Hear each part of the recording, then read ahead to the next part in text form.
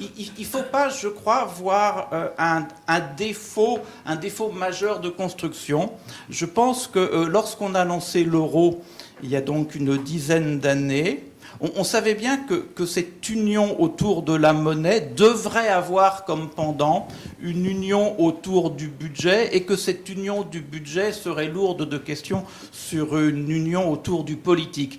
Et on savait, ou on aurait dû savoir, et c'est là où des expériences historiques ailleurs et l'expérience américaine dont je parle un peu dans cet article auraient dû nous être utiles.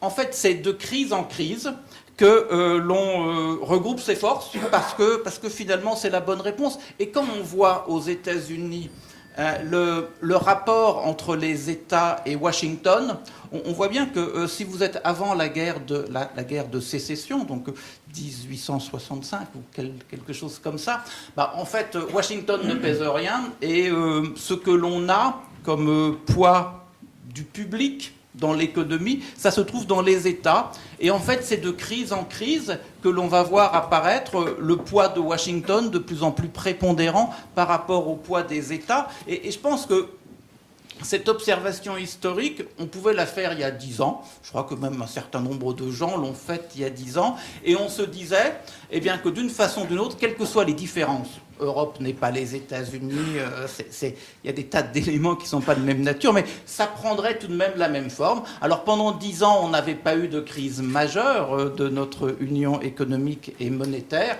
Là, on se trouve face à une crise majeure et on voit bien qu'au-delà des hésitations, des pas de deux qui ont pu être faits pour rester dans un vocabulaire de musique ou de danse, eh bien, on reste tout de même avec l'idée que la réponse, c'est l'intégration. Et dans ce cas-là, on est quand même face à des référentiels que l'on connaît et qui nous guident un peu. Ça ne sera pas pareil, mais ça nous dit un peu comment ça pourrait se passer.